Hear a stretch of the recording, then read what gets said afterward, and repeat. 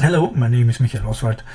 In January I gave a talk at the Vienna Haskell Exchange about using Haskell in the mission control domain, and I also gave a compressed version of the talk at the ZuriHac, but not all could attend the live stream, and also there was some demand, so I'm re-recording this talk now so that everybody can see it. So I'm working for Atos, and I'm senior expert in the automation domain, and I'm working in the business unit Space and Avionics. What I want to go about is a little bit of background information about what we do in the space domain, then how we came to Haskell, what we have done with it, and about my current private project AURIS, with which I was at the ZuriHac and also at the Hack last year. So let's start. I'm working in the space domain since 1998. I started at Siemens, then we were carved out into the Siemens CVC, and then we were bought by Atos. And I work mostly on mission control systems, but also a little bit on test systems and monitoring systems. And my main work was on the mission control system from DLR, das Deutsches Zentrum für Luft- und Raumfahrt, so the German space agency, if you want to, which is based on SCOS-2000, which is ESA's mission control system. And I was responsible for the evolution and maintenance for about 17 years. I was developer, technical lead, and also in parts project manager. And also I worked on the Galileo mission control system for the European satellite navigation system. Also as technical lead, and then later I was project manager for 3 of the components of the system. And I worked on the NEO mission control system from GMV, and also on several ESA studies concerning mission control topics. And currently I'm involved in 2 projects with EGS Common Core, which is the successor of SCOS-2000, which is a new mission control system from ESA, which we will talk a little bit about later. So I started programming on a VIC-20 in BASIC, so you know how old I am. Then on a C64 an assembler and an Amiga an assembler. I got my first PC on university, started with Modular 2 there, and then Delphi. Then in the company I came to C and C++. Did a little bit of Java, VHDL. We have a quite large TickleTK code base in the company. Python, of course, and then in the last years Haskell, and newest a little bit of Rust. So this is a picture of Rosetta and Me. Rosetta is a spacecraft which was sent to the Comet 67P, Churyumov-Gerasimenko, and put the lander on it, which was the first mission to do something like that. And so we developed a test system, and I had the chance to directly work on the spacecraft. And this is a photo of younger me looking into the underside of the spacecraft, of the actual spacecraft. So it's always a little bit rewarding if a mission runs then as smooth and as good as Rosetta was performing. So what does my company Atos do in the space domain? So let's have a look. So we have 2 big areas and then a smaller one. It's so small that it's not even mentioned on our homepage. So the first is electrical ground support equipment, which is basically satellite testing. We develop test systems for the satellites, which are called SCOS, or special checkout equipment, so we will see a lot of fancy abbreviations. And we have 3 main areas. So the first one is the RF SCOA, which is for testing the radio frequency communication with the satellite. So we have a solution for this, which has to be then adapted for each new spacecraft a little bit. The second is the power SCOA. This is basically a simulation of the solar arrays and then testing the satellite. Everything that has to do with power, from charging batteries to eclipses to wear out of the solar panels to a lot of different things. For this we also developed our own hardware, which is a quite complex thing based on FPGAs, and we now have a fully digital programmable power SCOA available. And the third area is payload EGS-C. So payload is everything that's on the satellite that is not the satellite platform itself. So it's measurement instruments, it's cameras, it's laser communication terminals, it's For example, we did test systems for the atomic clocks for the Galileo satellites, kind of stuff like that. So for RFSCO and PowerSCO, we have solutions which need to be adapted and enhanced. But for the payload, very often we have just the building blocks and then have to do everything from scratch. So these are some of the missions which we are working on. So the biggest ones are OneWeb, of course, or Galileo, but then we have a lot of other missions, Earth observations, scientific missions, near space, deep space, all kinds of stuff. The second big area we work in is satellite monitoring and geolocation system. So imagine you're a telecom provider and you have a satellite, and the telecom satellite is quite dumb, so you send a signal up, it's reflected back to Earth, and it does not really do much checking on the signal. So there are monitoring systems on the ground, and one of these is SkyMon, which we built. So it monitors the carrier, the satellite carrier, for interferences or problems or distortions, and then can generate alarms, reports, etc. And if you have an interference, you want to know as quickly as possible the location from where the interference is coming from. So basically this is a quite difficult task, because normally you need two satellites in geostationary orbit which are close to each other. So the interfered satellite and then a second one, and they need to be close to each other so that they have a crosstalk of the signal, so that you can then do some kind of triangulation to get the point of the interference location. And as you can imagine, this is not always easy, because sometimes there is no second satellite available, or it's from another company, or it's a military satellite, and then it depends, do you have contracts with this that you can perform some interference location. If not, then yeah, you have some problems. And for this we have developed a solution which only needs one satellite, so we can skip the second satellite, which is of course much cheaper, and I think we were the first to do this, and this is working quite well. It's called ILS-1. Okay, and this third area, which is rather small, at least in our business unit, is mission control systems. So what you see here is the control room K1 at DLR, at the German Space Operations Center. And most of the things you see on the screens here are the mission control system. So mission control system is for controlling the satellite. It gets data up to the satellite, which we call telecommanding. It gets telemetry from the satellite, and then it has events, alarms processing, a database, some other processing stuff, and a lot of interfaces to other systems. This is a view from the inside of the control room, from the place of the flight director of the mission. And this is another view. This is shortly before the launch, so you see here at the top 57 minutes before the launch of the TET-1 satellite. And so you see they are all cool. Mission control operators are always cool.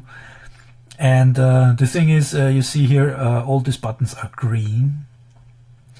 And GSOC, the German Space Operations Center, you see here the mission control system is green. Why I show you this is actually not true in this case, because the mission control system was red actually, and we got it to green 20 minutes before the launch. So it's not always that clear. So this green light is, we faked this green light to get the launch conditions going, and then got it fixed 20 minutes before the launch.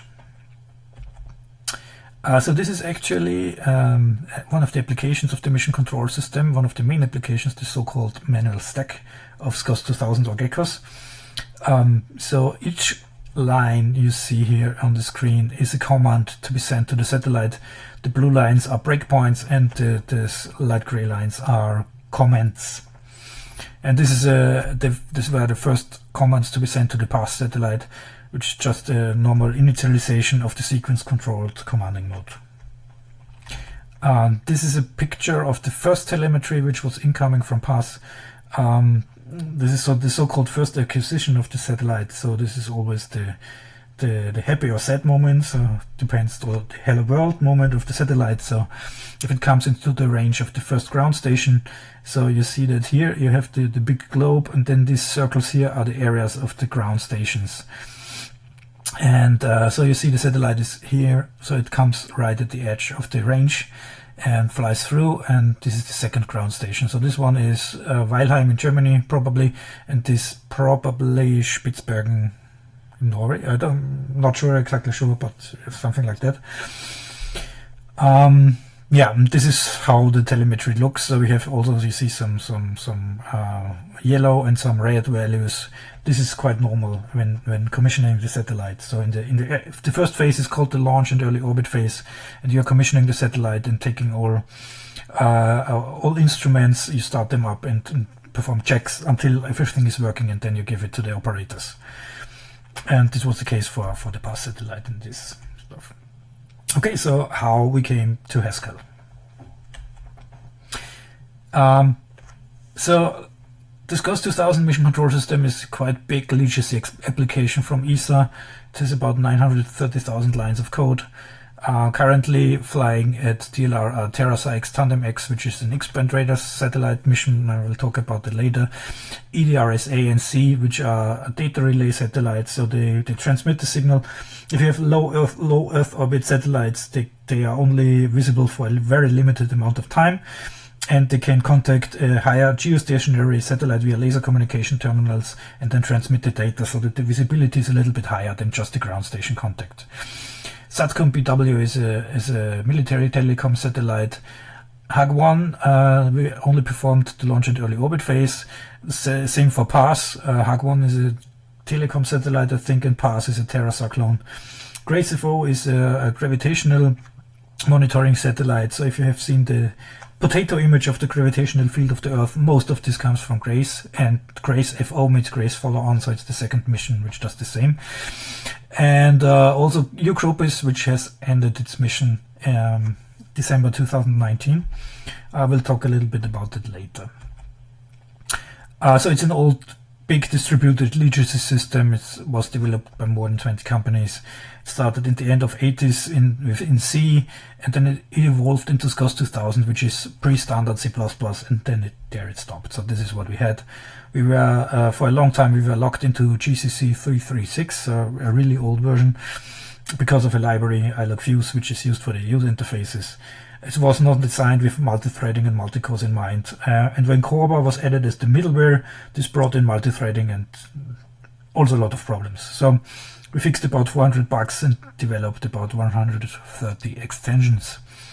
And these are just a list of the problems we came across, and they are not exhaustive. So everything you can think of that goes wrong within C++ we had. Threading problems, memory problems, deadlocks, race conditions. SCOS-2000's own mutex class is not thread safe, or was not until I discovered it.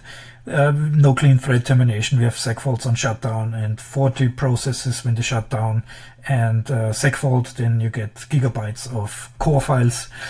You have very low modularization, overcomplicated implications sometimes. And then we had also debugging problems. So Volgrind, Purify, and such tools don't work in most places because of a legacy library used inside the system. And GDB can only be used occasionally. So often, because of these unclean thread terminations and the massive amount of core files, they often just disable the core file production. So then for a crash, we didn't have something to debug. So this is a case of maintenance nightmares which we went through, but actually you learn quite a lot about it. And then we came to this incident. So this is TerraSAR-X and Tandem-X. These are two spacecraft flying in formation. Both have an X-band radar satellites. Both are X-band radar satellites. And you see here, there are different operations modes, and for example, in these modes, they track the exact same track on the ground and generate 3D stereoscopic images. They can also span a vertical bigger antenna and different operations modes. And they can see, because of the X-band radar, they can see a little bit below the surface, which comes in handy. So if you think about, in 2011 was this big tsunami in Japan, and large air, which caused the Fukushima accident, and large areas of Japan were flooded. and TerraSAR was one of the first satellites to provide images because it looked below the water surface. So this was quite valuable to the crisis management teams in Japan. Okay, so and you have to imagine that one satellite flies on its track, and the second one, the track is calculated so that it spirals around the first one. And what DLR wanted to do was to change that order so that the one was spiraling was having the fixed track, and the other one was spiraling around. So they prepared the commands for uplink for the position change, and then it happened during the uplink. During this repositioning, the commanding chain locked up of the mission control system, and we couldn't get any commands through. And this is a bad situation. So imagine that you have 8 to 10 minutes visibility of the spacecraft, then it's gone for 1.5 hours and you can't do anything. So they had to acquire additional ground stations, which is expensive, and then to get the situation under control. So they did this with operational procedures. So DLR is very, very good with operational procedures, and they got it under control. Still a very bad situation, because if the spacecraft would have collided, we would have converted 2 150 million euro spacecrafts into space junk. And the system was running for 7 years without showing this behavior before. So this was really quite, I think we can agree, really not good situation. So it took me 3 weeks debugging full time, including writing my own debugging library to fix this problem, actually. So this incident made me then again question a little bit the suitability of C++ for this stuff, because you can, even if you're a really good developer, the complexity of the systems just gets in your way, and it's often very hard to write clean code, and even in such a big legacy system you have to write you have to work with code that's written by other people. So I was then starting to research more safe languages which don't bring you into these situations. The first language I researched was ADA, because ADA is a safe language, and it's used in that area, so I researched it a little bit. But while researching ADA, I came across this paper, which is quite well known in the Haskell community. So it compares different programming languages, also ADA, C++, Haskell, and so on, for an experiment in software prototype PIM productivity. So for these points you see here: extensibility, maintainability, understandability, appropriateness, accuracy, and compactness.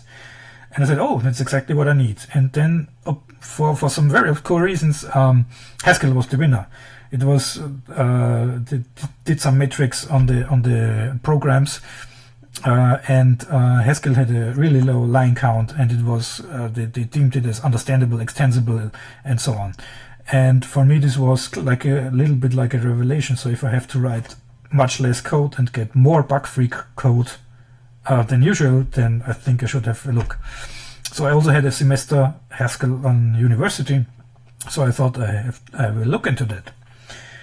So what did we do with it? Actually, first, of course, for such an evaluation, gain a little bit of Haskell knowledge with some small tools, so data conversion, some processing, just the usual stuff. Then check the appropriateness. So I can't simply replace a component of the mission control system itself. This would not be allowed. So I was in search of an uncritical external component to the mission control system, but nearly with the same requirements. And so let's have a look at the schema so that you understand what we did. This is a very simple schema of the system, operational system. So in the middle you see GECOS, which is the mission control system itself. Then you have around the mission planning system, which covers the time planning for each phase of the mission. So what to do when. Then we have the flight dynamic system, which is responsible for the orbital tracks of the satellite, and then issuing commands to correct the track or bring the satellite to a higher orbit or whatever. Then we have SatMon, which is a monitoring system, so the telemetry from GECOS and also other data get delivered to it, because SatMon has prettier displays. And then on the operational side we have the NCTRS, NIS or SSB. These are just different names for the same thing. This is a routing component, so you have the ground stations which are distributed across the whole globe. They can be everywhere, and the mission control center is in a fixed location, and this system just routes between the mission control center and the ground station. And then the ground station performs then the uplink to the satellite, the actual communication with the satellite. And then for simulations, testing and so on, you often have this spacecraft simulator down on the left side. And there we have at DLR, they have two pieces of software which are just protocol translators. So one translates from NCTRS to SLE protocol and one from SLE to Cortex. There is also more involved, but this is just the basic stuff. And the thing is, the only thing we have in our premises in the company is the mission control system. So we don't have all this stuff around. And sometimes we need that to develop new stuff or to do closed loop tests and to see how the mission control system reacts to error cases and so on. So what we developed was this component called Paragon TT, which simulates parts of the satellite, parts of the ground station, and parts of the network control tracking and routing system. And this turned out quite well.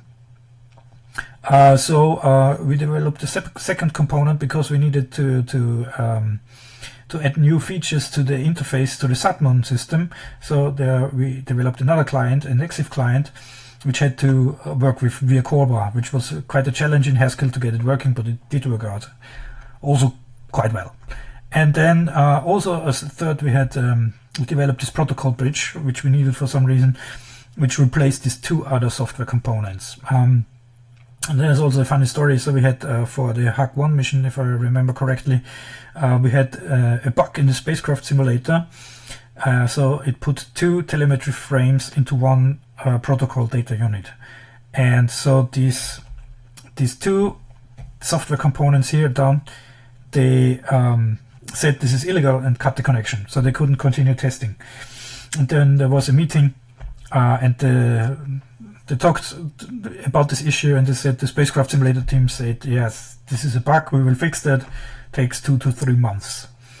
And they looked at the people for these two software components from DLR, can you fix it there? And said, yes, but we need 1 to 2 weeks ramp up of the team and development, it's not that easy. And then they looked at me and said, okay, we have this protocol bridge, can we do something? And I said, yes, give me half an hour. And it took me 1 hour, but then the system was working again. They could continue testing, and everything was fine. So this was quite a little bit a cool experience also for DLR. And this is Paragon TT as it is now. Yeah, it started out with small client command line implementation, which just took commands from the mission control system and returned the correct acknowledges. That's all. But this worked out so well that it finally grew into a desktop application, as you see it here on the screen. So it's about 44,000 lines of Haskell code. It's developed since 2012, and we found really quite a number of serious bugs within geckos. And now it's integrated into DLR's own automated test system. So the real operational mission control system is validated against Paragon TT. And now in the project one of the projects I'm working on for ESA, we also had the only choice to use Paragon TT for performance tests of EGS-CC, and so we integrated it into ESA's reference test framework for EGS-CC, which makes it now the first Haskell software in the European Space Program, which is kind of cool. So here we have just some example numbers. For people always ask me about numbers, about productivity Haskell compared to C++, for example. So this is for the TM generation from a MIP. The MIP is the mission information base, basically a set of files which describe the capabilities of the satellite. How do the packets look? What should the system do with it, and so on. And so it's about the loading of the MIP, the parsing MIP, creating a data model of it, creating the graphical user interface, and then creating the telemetry based on this. So we estimated this in the C++ side to about 15 days, and I can't exactly say what we would have needed because this exact functionality I didn't implement. I wrote similar simulators in C++, but not this functionality, so I can't say. So for Haskell we estimated already a little bit less, so 8 days, but then we needed 4.5 days, and the thing was running. This was kind of cool. The next thing was for the CROPIS mission. So this is the mission logo of CROPIS, which is a satellite which was launched 2018 and is ended its mission in December 2019. And it was growing tomatoes in space. So it was the first satellite to put artificial gravity into use. So it rotated and simulated one's moon gravity and one's Mars gravity, and they grew tomatoes with it. Yeah, that's why the mission logo, why there's a tomato on the mission logo, just in case you wonder. And we had to do extensions for the onboard queue model.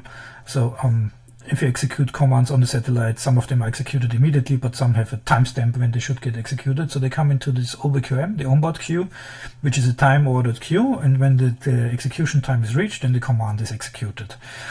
And we had some new extensions needed for CROPIS. Yeah, we had to implement it in the mission control system and also inside of Paragon TT to test it. And on the C++ side in the mission control system, we estimated about 12 days for these extensions. Then we needed 19 days, and we also had 6 to 7 days bug fixing. You know? So estimation was more or less completely wrong.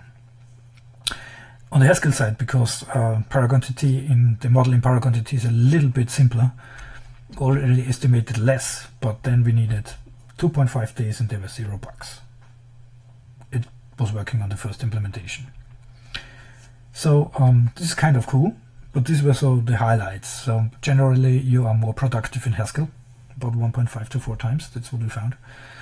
But features often take up the same time to develop because you always get about unforeseen complexity during the implementation.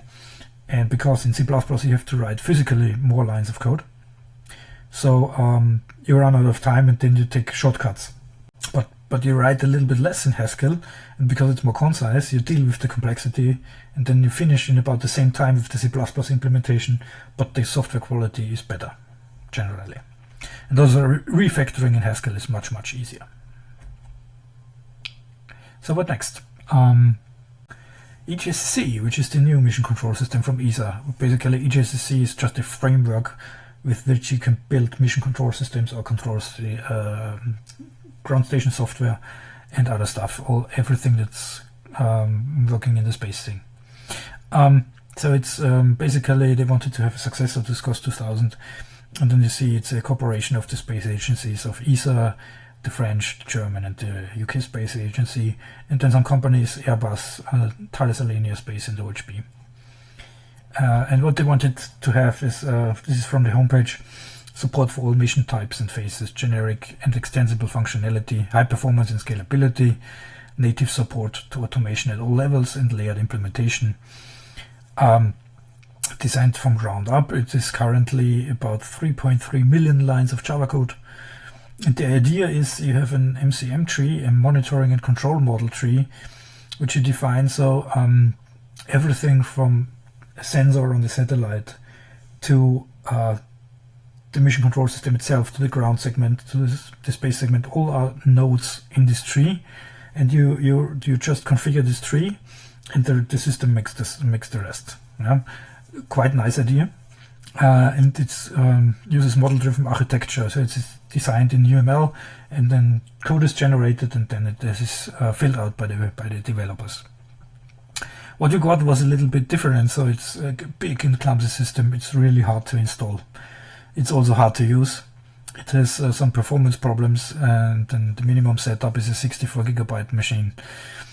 And you also need often several machines. So working on a normal developer laptop sometimes is very often it's not that easy. Of course, out of time and budget now.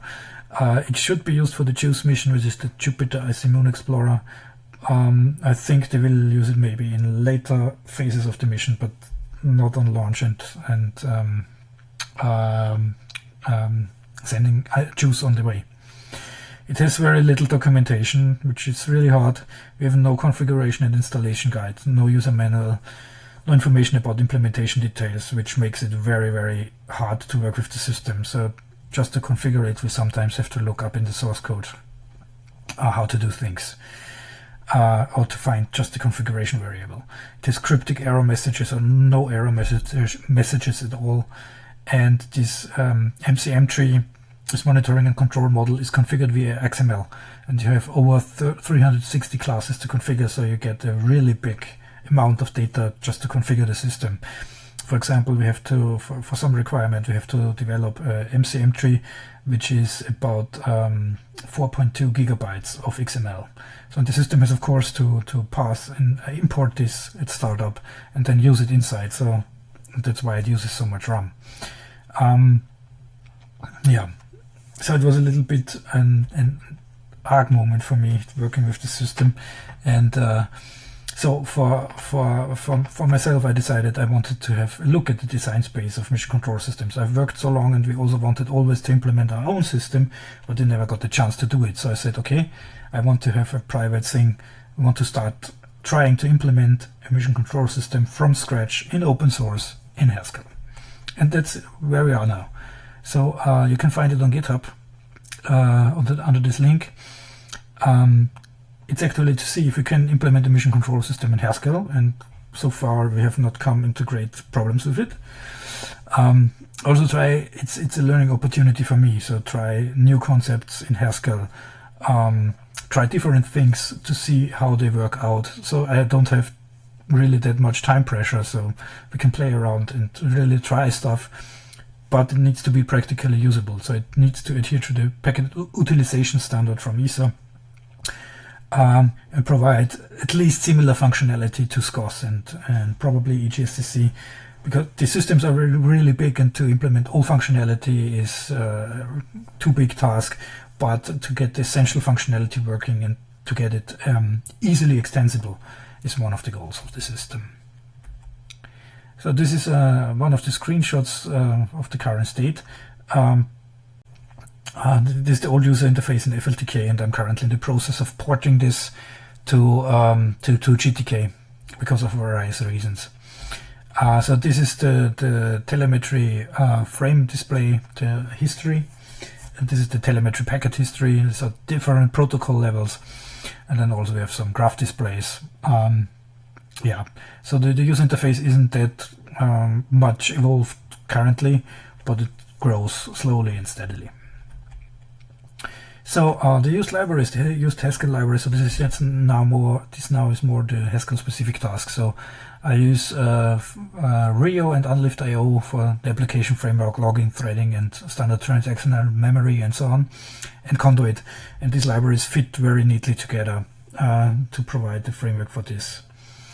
Graphical user interface is currently FLTK-HS, and the chart FLTK-HS, which is a library written by me, but I'm currently porting this to GTK because we had some problems with FLTK-HS. Then the communication done with serialize, ASON, AtoParsec, and byte-string strict builder for the encoding, decoding of the commands and the protocol handling. Actually, the hash tables library forked hash tables and added a freeze function, because hash tables live in a monad, SD monad or IO monad, and I wanted to have also a pure lookup table, because I just create the hash table once and then I just do lookups. So I added a freeze function for this, similar to the freeze function in the vector library. Then Zelda for the database interface, Cassava for the MIP loading, because the MIP itself is represented as tab separated files. Then timer wheel for the timers, but I will replace that with another library, and then time library for time handling.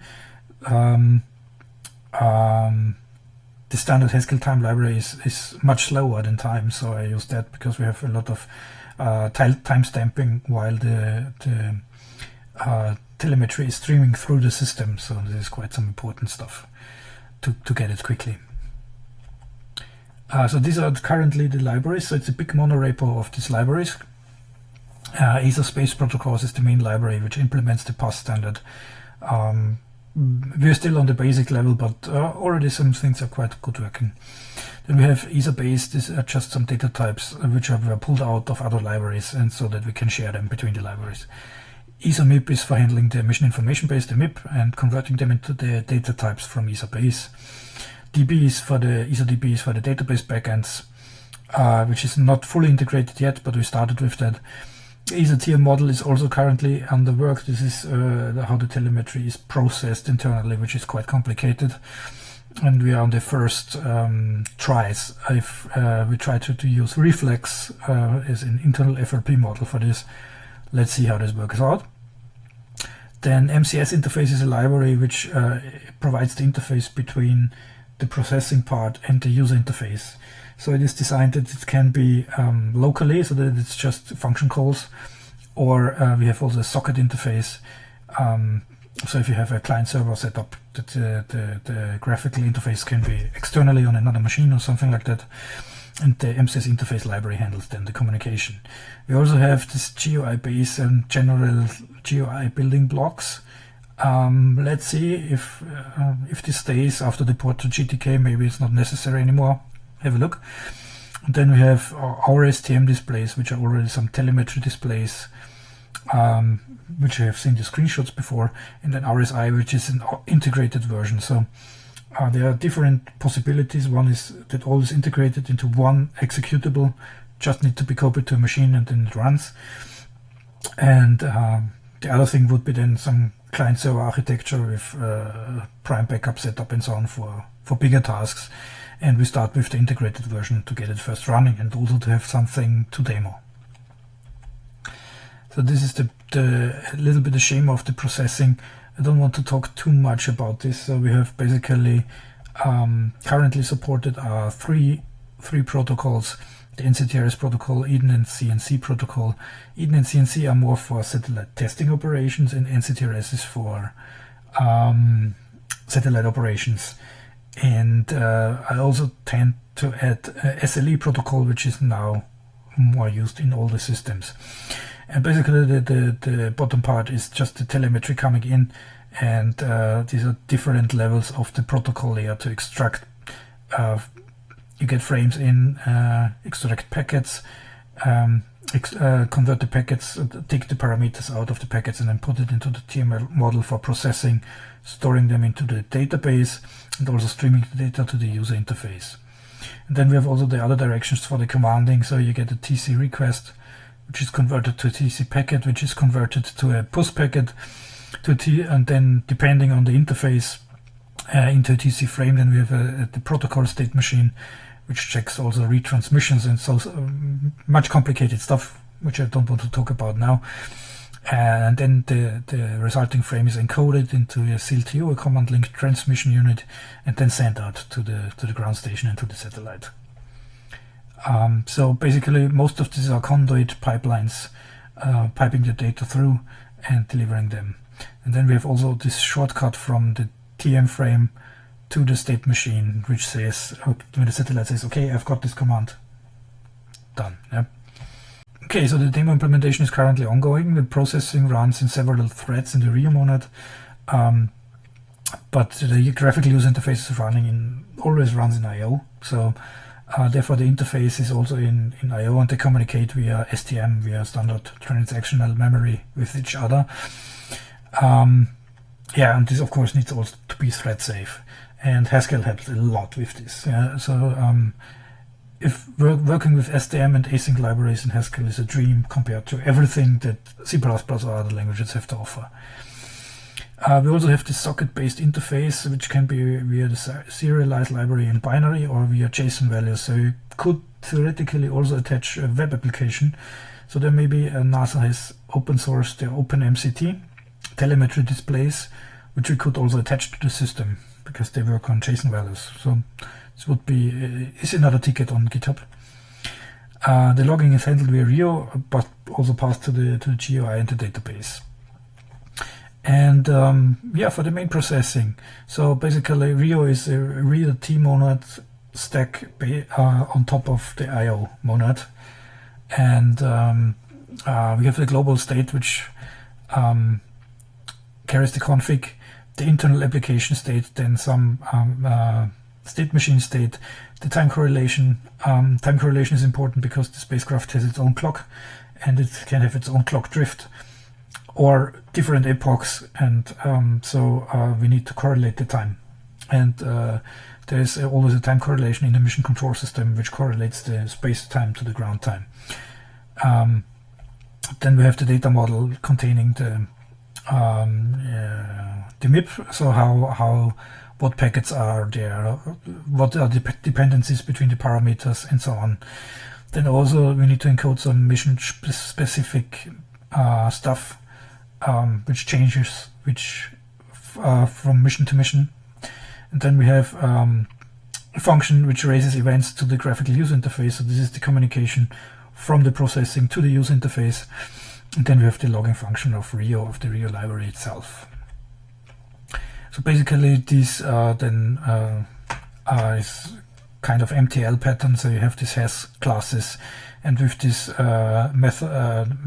functions of these classes, you can then get access, and in this case it is a lens getters, to various types of this parts of this global state, and then you can access them from the processing, and also swap out the monad if you need to for testing.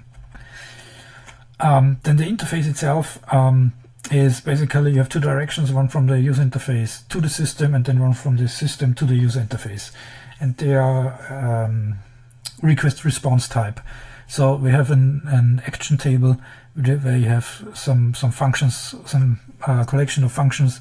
So for example, a send a TC request, which is from the user interface to the system, and then we have the other direction are these event handlers, which handle an IF event, an interface event, and you can combine different interfaces into one, so that you can have more than one interface in parallel. And then with call interface, with this function, you just pass in this interface, which contains the action table and the event functions. And so you can say call interface, and then action send TC request and the parameters, and this will work nicely out. In case you need also a synchronous call, which is not that encouraged, but it's possible, you pass in a mutable shared TWAR, and you get the result as a blocking call in this TWAR. And AURIS event is then the other direction, so the processing internally calls deliver this event to the user interface. This is how the event looks. Currently we have only pass events, but there will be more events in the future, and they are generic derived, and we create automatic instances for serialize, for binary serialization, and then also for ASON, so that we can transport it via the interface automatically, so we don't have to write boilerplate for this. And so the event shown here is basically a big sum type, not a big sum type, it's a grouped sum type, let's say it like this. So we have EV commanding is for all events that are concerning the commanding part, telemetry for the telemetry part, and alarms for the alarms, and COP1 for the state machine, for the protocol state machine. The reason is that, for example, telemetry applications are not interested in commanding events, and with this we can manually filter out groups of events which we are not interested in. And so this is, for example, the telemetry events, and one, for example, the TM frame received, so this delivers a TM frame to the user interface, or packet received, this delivers then the extracted post packets from the TM frames to the user interface, and then the TM packet is then the next protocol layer. So for each protocol layer we can deliver them to the user interface. Okay, this is just a basic overview of the architecture of the system. I will go into more detail and write a lot more documentation, because there's a lot of domain-specific knowledge involved, and the problem is I'm the only one who has this domain-specific knowledge. I have several contributors, but of course they are not in the space working in the space domain. So unfortunately I'm kind of bottleneck for this, and I will start now to document a lot more about the system. So can it be used for a real mission? Probably not, but there are several options. So one is to use the individual libraries in different projects. So for example, encoding, decoding, we had the case where a colleague develops some kind of modem, and they want to generate telemetry frames to send over to test it. Yeah, so we can use the libraries for this. Or use as a test system controller or a central checkout system, which would be, you can imagine this, it's the small cousins of the mission control system, which are used at when the satellite is built and tested. So we have a lot less stringent requirements for central checkout systems and test systems controller. So the one is then running directly on the test system of this SCOS, and the central checkout is collecting the data from all SCOS together. So they are similar, very similar to a mission control system, but they don't need, for example, user and roles, prime backup switching, all that stuff. This makes it complicated. I could be used as a real mission control system, but it's for a normal mission. It's rather improbable, at least not if Atos says we take it over and we will provide support for this. Yeah, then you need a big company behind this. But it may be interesting for things like CubeSats. They are now quite cheap. And for example, universities are working with CubeSats and bring them up. And as long as they are post compatible, the system should be able to be used for such stuff. Okay, so let's come to the conclusion. I found this in this. You find the GitHub link down here. I think this is quite accurate, at least to my personal experience.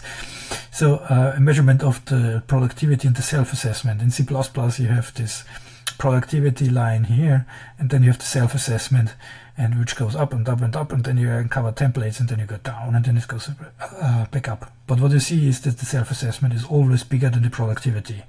And unfortunately, I found this quite real to be the case in C++. So with Haskell, you have quite different learning curves. So at the beginning, you have this my brain hurts, and the productivity is really 0. And then it starts to go up until you encounter monads, and then you go down, and then you're back to my brain hurts. But then you go up, and then you uncover category theory, and then again, boom, drop down, and then it goes up again. But the productivity is, for the most part, is above the self-assessment. And that's one of the nice things of Haskell. You think you can't do that much, but really you can. Maybe you don't write idiomatic or the most beautiful Haskell code, but just that it works. But you can very quickly get working Haskell code if you go through this initially my brain hurts phase. But then you're fine, and then the experience can grow quite quickly.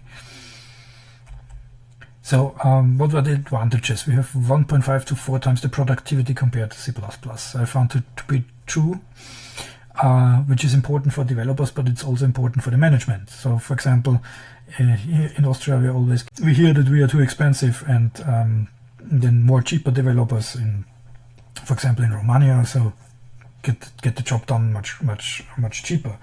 So if we have a higher productivity, yeah, we can still compete with them. Yeah? So this is also important information for the management. We think more about the problem domain and less about how to code it. This is something that I found personally quite a nice feature of Haskell. Yeah? It makes you a better programmer in other languages too. This is true a lot. I've started to take over programming idioms from Haskell to C++, and it helped me quite a lot. You can refactor without fear. The compiler will simply guide you through a lot of things. The current concurrent programming is much easier to standard transactional memory and async.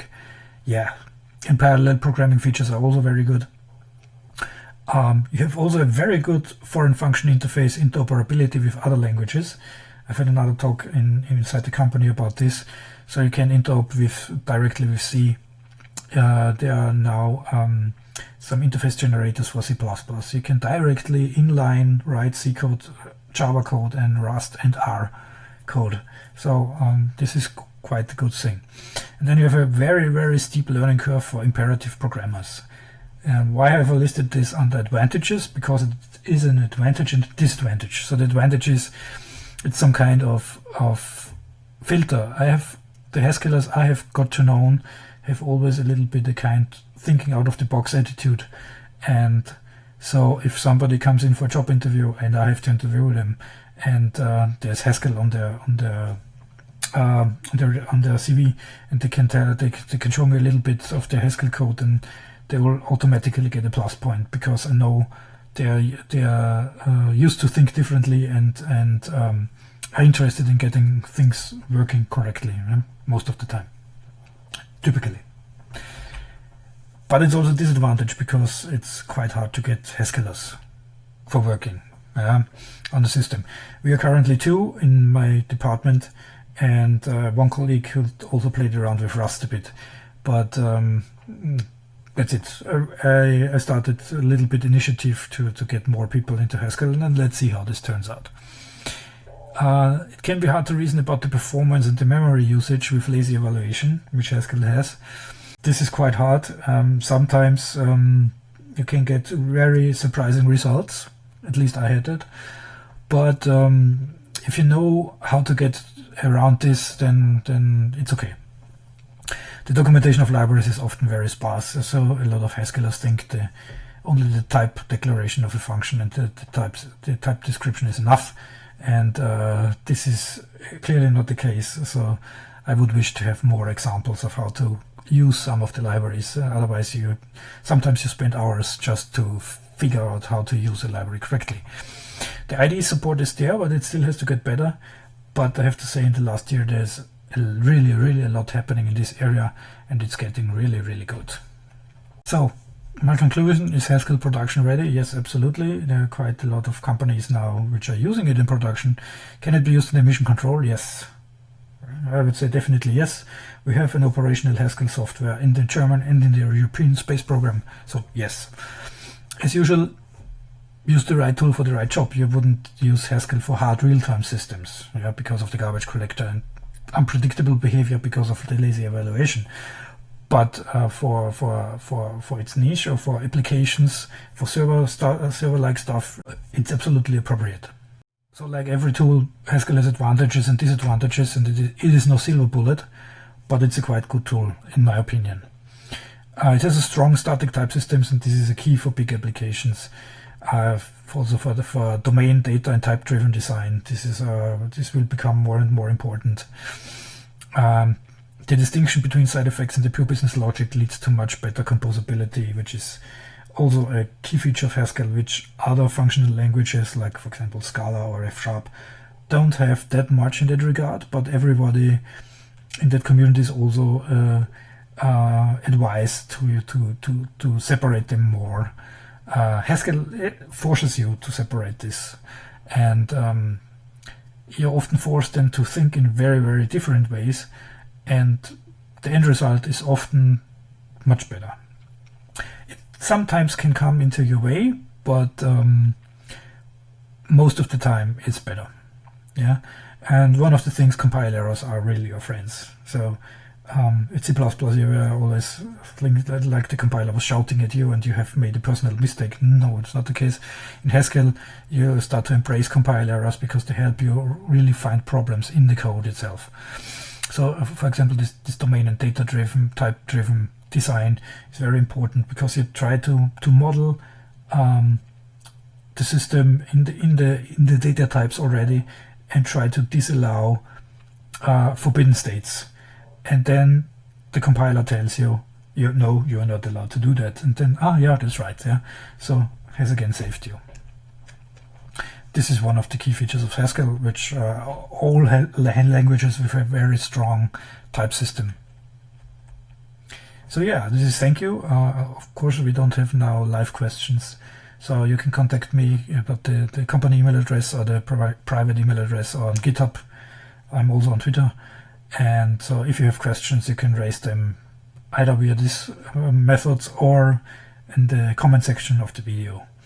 So thank you for watching. Thank you for listening. And yeah, have a nice evening.